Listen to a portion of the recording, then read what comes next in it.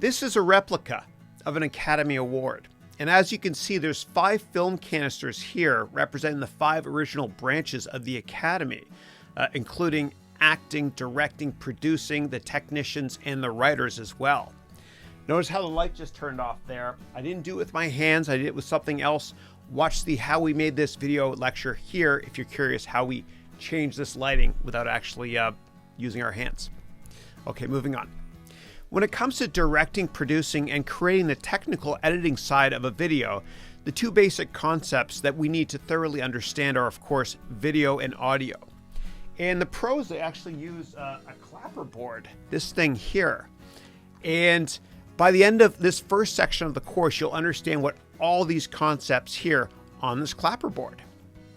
And the reason that they make this clapping noise here is because great films or home movies or anything you want to record might be of much higher quality if you record the audio separately from the video, especially if the person being filmed is more than just a few feet away from the camera.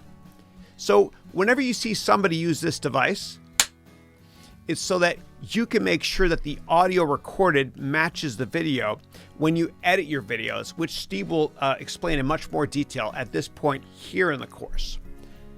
Now, we're going to go through all of this, and I'll explain what all of this means very, very soon, but the role here, you basically just enter in the name of the memory card.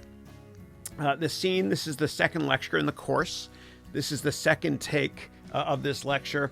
Prod here means what's the name of the productions. This is the name of the course. This is the director's name, and I'll talk about the rest of this stuff in a minute. We're going to introduce our 3 basic video and 3 basic audio rules in this lecture. And then we're going to build upon our basic rules using many props in this first section of the course so that we can thoroughly understand and really enjoy using cameras. Since video cameras were first made, it has been so intimidating learning all the video and all the audio concepts. And there's many new features being released with these products every single year. And the companies that make these products provide us with really complicated instruction manuals.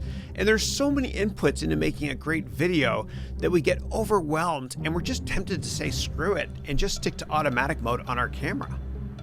There's no reason that you can't make videos as awesome as Steven Spielberg or Martin Scorsese or Quentin Tarantino or Francis Ford Coppola. Once you understand the basic video and audio concepts, then you will be able to do this. And as always, I will explain exactly how we made this video you're currently watching at this point here in the course using the lower price slider I mentioned in the previous lecture. Now, I personally find that I learn best when I start with the basics and then slowly build upon them, kind of like Legos or building a house. And so we're going to start with the foundation and then build upon this brick by brick, 1 brick at a time. So we learn about ISO, FPS, FStop, etc. And together we will have this incredible aha moment by the end of the first section of this course so that all of these terms here make sense to you.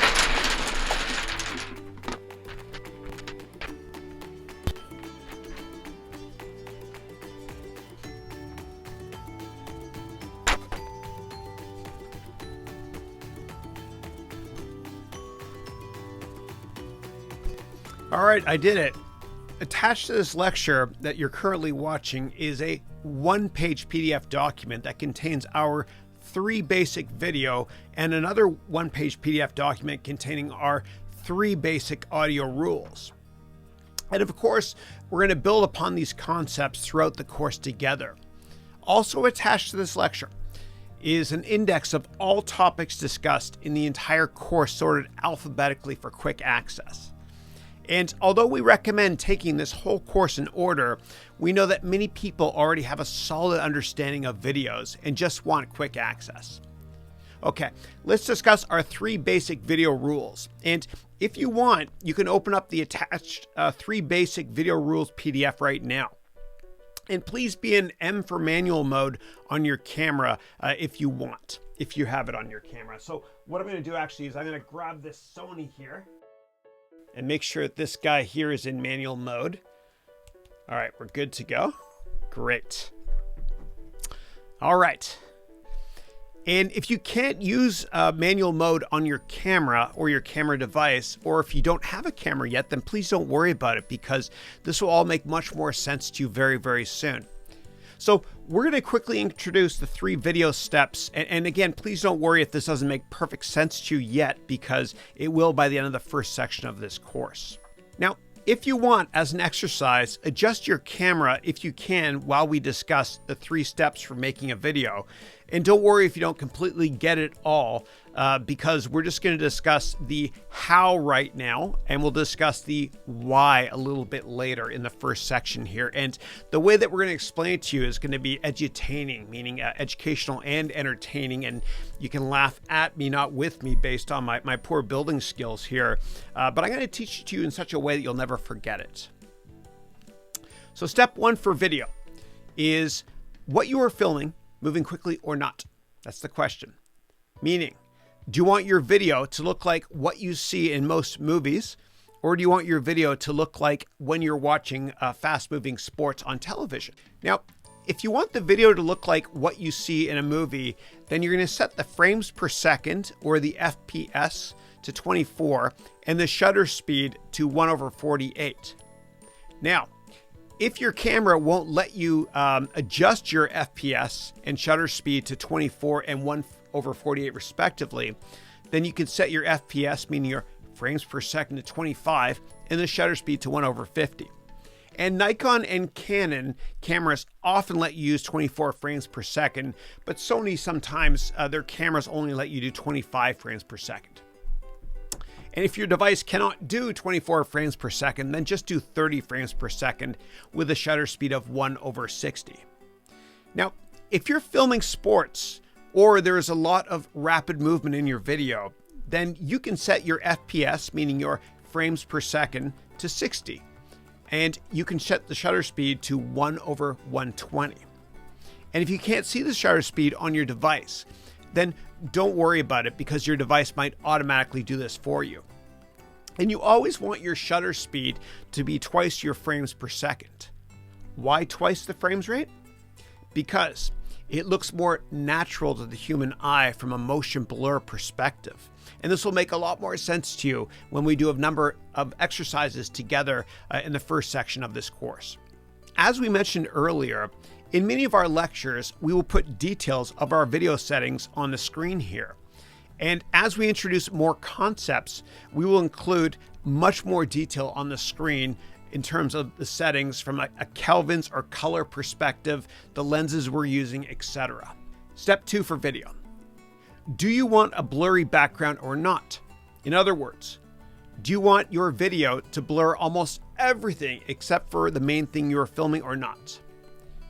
Then if you see an f-stop or the letter F option, then you want to make your f-stop number as low as you can. And this is also called the aperture. And some people think of this as a portrait mode, meaning a low f-stop is portrait mode. And you'll see that in your mobile device. You'll be able to take pictures in portrait mode, which basically means a low f-stop, meaning everything is blurry except for the thing you're taking a picture of, or the person, I should say. Now, if you want as much as you can see to be in focus, meaning the stuff here and the stuff far away, then you want your f-stop number to be as high as you possibly can make it. Step 3 for video. After you complete step 1 and step 2, if the video is still too dark, then you can increase what's called the ISO. And per the owl image here, if it's dark, then ISO open, meaning your ISO is a high number, ISO high. If you completed steps 1, 2, and 3, and your video is still too dark, then you can add more lights. And if you completed steps 1, 2, and 3, and the video is too bright, then what you can do is you would wear sunglasses on a sunny day, so you can add a filter, which some people call an ND filter, which kind of looks like sunglasses as well. And I'm going to explain how to use these things in much more detail at this point here in the course, but they're pretty cool. You can get them so that they're individual different shades, or you can get one where you can twist it and make it darker. It's really, really cool. And again, I'll show you how to use this at this point here in the course. Now, if you can't see an ISO setting on your device, then try touching the screen and dragging it up or down or left or right to change the lighting settings. This camera here is a Canon Mark III, and that's not my primary camera. That's the B camera. This is my A camera here. And what you would do is you would write down here the names of your cameras and the settings on those cameras as well. So that's my A camera there, and that's what's called a Canon C300 right here. And that's my B camera there, and that's the Canon Mark III 5D that's from 2012. It's not 4K, but it's awesome. I love it. I love it. So you can title them here, and you can put your frames per second as well. So this camera and this camera are actually at 23.98 frames per second. Okay. Here you'd enter in obviously the date today. And here you would enter, are you filming indoors or outdoors? So we're filming indoors right now. And I'll come back to the rest of the stuff in a second here. All right, we're making good progress. Now, I want to talk about synchronizing your audio and your video. Earlier in this lecture, I mentioned that we do this at the beginning. And we do that at the beginning of our lectures or movies or videos, or you can just clap once or 3 times if you don't have this. And we do that because we want the audio to be synced with the video in post-production, meaning when you're editing your video and your audio. And again, Steve will explain editing in much more detail at this point here in the course. But what happens is a lot of times the microphone on the cameras aren't that great. And you still want to turn them on though. Okay, even though they're not recording the best sound, you still want to turn them on so you can actually coordinate or synchronize the audio with the video, especially if you're using a different audio device, which we'll talk about in a second. And that's why that exists here, this sync option here. And here you'll see MOS, which stands for motor only shot. And sometimes you'll see people make movies with no sound, and what they'll do is they'll circle MOS and they'll put their knuckles here and just, ouch, kind of go like that. Okay, that's MOS, motor only shot. Okay, and we're done with this for now. We'll come back to this later in the course. All right, that was bound to happen, right? All right, so let's move on now to our 3 audio rules. So step 1 is location. Are you filming outdoors, and is there wind? If so, what you want to do is you want to use a shotgun microphone, or you can actually use what's called a lavalier, which looks like this. And if there's actually, if there's a lot of wind outdoors, then you can leave this little furry hat thing on your lavalier. Okay, and you can take it off as well if you want to. Okay, so I'll take it off, looks like this. And then you can also put a furry cover on this as well here on your shotgun, which is called a dead cat's what they call it. It is what it is. Okay. Now, if you're filming indoors, you can also use a shotgun microphone. And of course, you can also use a lavalier, which I love to use. Or you can use a Blue Yeti or a device that looks like this. Now, there's a couple different types of Blue Yetis you can use. There's the basic version, which is my favorite microphone, and there's a Pro version, which costs a bit more. It has slightly better sound. It's tougher to set up, and I don't really notice a difference between the sound quality of the base model and the Pro model, so I don't recommend getting this one. But if you're just starting out, I recommend getting this one. And if you're filming outdoors and you're vlogging, you might want to use this attached to your camera, and I'll show you how in a second. Or you can just use what's called a lavalier microphone, which is so easy to set up and it works great. Now, this microphone I'm using right here is called a Shure SM7B Cardioid Dynamic Microphone, which a lot of podcasters use, as the sound quality is excellent. I just dropped a brick there. Sorry about that. The problem with this is that you have to be pretty close to it for it to work very well. And to get great quality sound. And what you also have to do, and this is kind of a pain in the neck, is you got to get a device that looks like this, right? And this is called a Cloud Lifter CL1 mic activator. And think of this like your home stereo. This is like your amplifier. And it gets more complicated with this microphone here as well, because you might need to get another device and another amplifier, which is attached to this long cable here. Give me a second, I'll get it here. All right, and this device actually, it's also kind of like an amplifier. This one's a little bit overkill. I use it because sometimes I'll have 3 or 4 microphones going at once, and you can plug this device, which attaches to this microphone, and this little amplifier dude here. And then you can plug in 3 more microphones if you need to. It's certainly overkill if you're only going to record one thing at a time. And I've got a better solution for you for that. I'll show you in a second. So as I mentioned, my favorite microphone is this one here. It's the Blue Yeti. It's so easy to set up. I'm going to set up for you right now, actually. So all you do is you plug in the cable that ships with it, which looks like this here. This is the USB cord that comes with it, and you plug this into your computer and this port into the back of the Blue Yeti. Okay, you cannot plug this into the wall, into a power outlet. It's got to be your computer, because your computer processes the sound. And so I've got one right now plugged into my computer. And so what I'm going to do is I'm going to set this up from scratch. All right, so I'm going to plug this in here, and the red light will turn on once I plug it in. There we go. That's on. That means it's muted. That means it's not muted. And then what I have to also do is I have to plug in this device here, right? It looks like a headphone jack, into the back of it. And the other end will go directly into your camera. And so I'm going to use a Sony a7 III here. And I'll hold it up here so you can see what I'm doing. So I'll be in manual mode.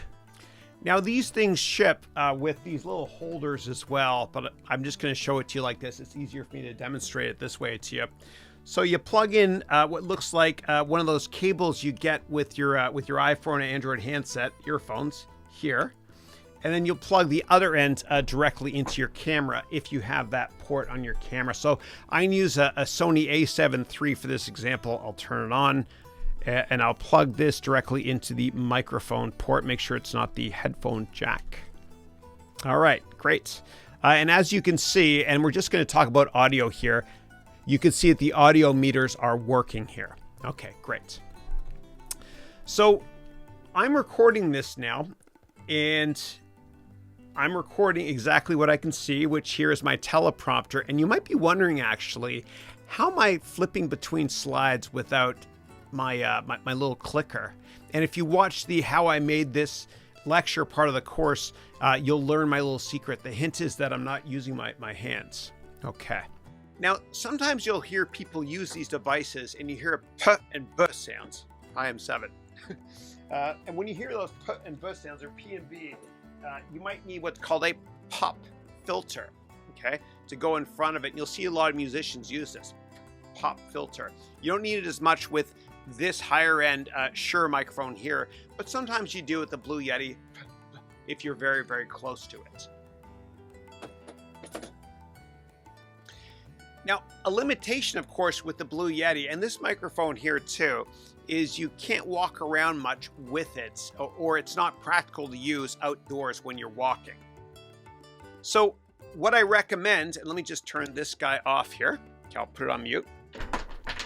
What I recommend in that case is getting a lavalier microphone. And this here is what's called an H1N, and I love it. It's really easy to set up. You buy a lavalier mic, and they're all great. Most of them work really well. You can get really high-end ones, but I can't really tell in terms of the quality difference, to be honest. This is a great device, though, here, the H1N. So all you do is you plug it in, you power it on the side here, you put in one of those small memory cards, and then right here, I'll put it here so you can see top down, you click record. And now we're recording, and there's a feature here where you can actually put it into hold mode so that it doesn't matter if I push buttons when I put this in my pocket, it'll still keep recording. So I usually put it under my shirt and then clip it in. You don't have to do that. And some people actually like to put it hidden and tape it right here. I do that sometimes. And people put it below their ties and they hide it within their jackets as well. And you can even take these lavaliers and connect them directly to your camera if you want your camera to record audio and video at the same time. It makes it a lot faster for you when you're editing your videos if you do it that way. I like to actually keep it on me separately because, for example, in this video, I'm using 8 different cameras to record this. So I like to have one master track right here in my pocket. And in a second, I'm going to go outdoors and show you an example of how to use this shotgun microphone here. Okay, we're done with step 1 now.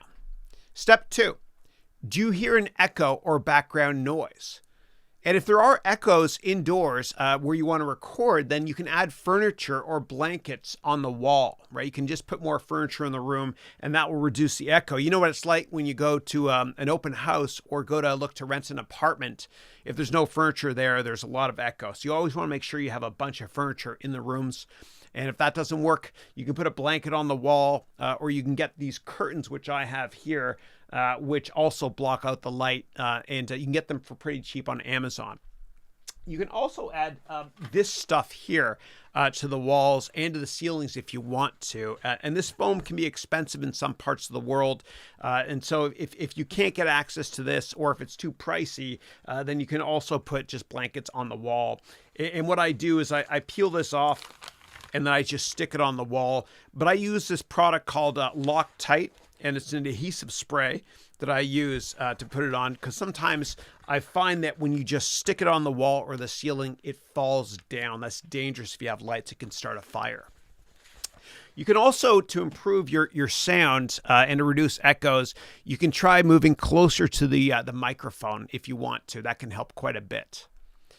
And if you hear background noise from another room, what you can do is you can add not only foam to the walls or the ceilings, but you can buy these soundproof strips to minimize the amount of noise getting into the room through the doors. You can also add these little sweeper things to the bottom of doors, which helps out quite a bit. And so actually what I'm going to do is I'm going to take you outside with me and we're going to go into my house. That's how we say in Canada, house. It's not house, Americans, it's house. And I'm going to show you how I soundproofed a room where my kids play Fortnite, because I don't want to hear all that stuff all the time. All right, so let me just take this down. And because I'm going outdoors, obviously this thing is not going to be helpful to me, but I'm going to keep this on here. But I'm also going to attach this for you. Okay, and this is the Rode mic. I'm not walking far, so I don't need to put on this dead cat here. Then what we'll do is we're going to plug this, and I love this camera. This is the Canon M50, and I'll profile this in a lot more detail at this point here in the course when I talk about unboxing. But what you can do is, this camera is great for vlogging because you could turn it like this and actually see yourself vlogging, right? There I am. Then what you can do is you can just plug in this microphone right here. And I could put, if I wanted to, I could put one of those selfie sticks on it.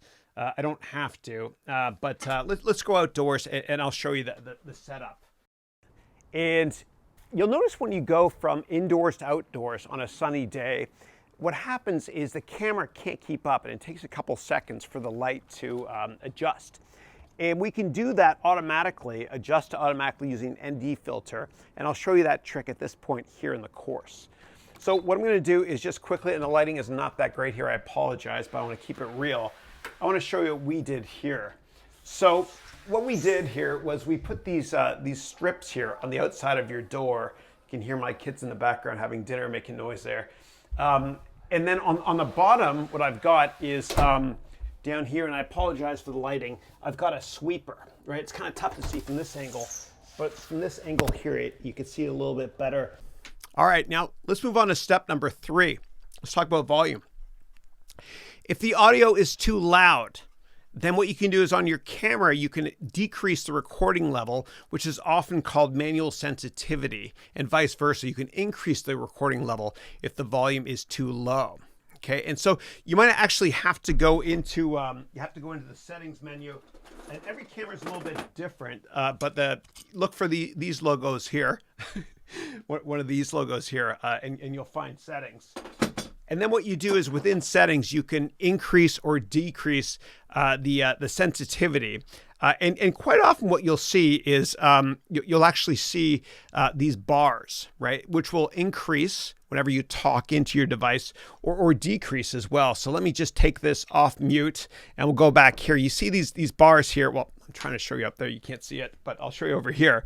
These little bars, they'll increase quite a bit when you're talking, and you'll see that they go into the red zone up there, which is too high, right? The green actually goes all the way up and turns into red. Some cameras, it turns yellow.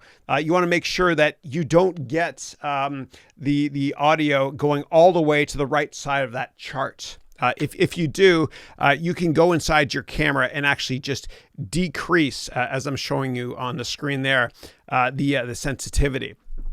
Now, if you've tried that and the quality of your sound is still not that great, then what you can do is on the side of your audio device, quite often there's something called gain, which you can increase or decrease to make the sound better, or higher or lower. And sometimes that will get rid of a slight hiss in the background as well if you play around with it. And on this H1N device, the gain is actually up here on this little dial here.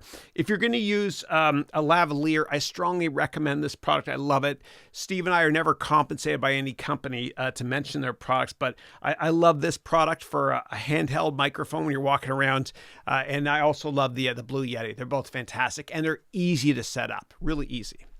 Okay, now that we've introduced our 3 basic video and our 3 basic audio concepts, let's learn much more about the aforementioned concepts using a number of props. And I want us to thoroughly understand and enjoy the basic video and audio concepts, because if we understand them, then we will never forget them, and it will make the whole video and audio production process so much more fun for us.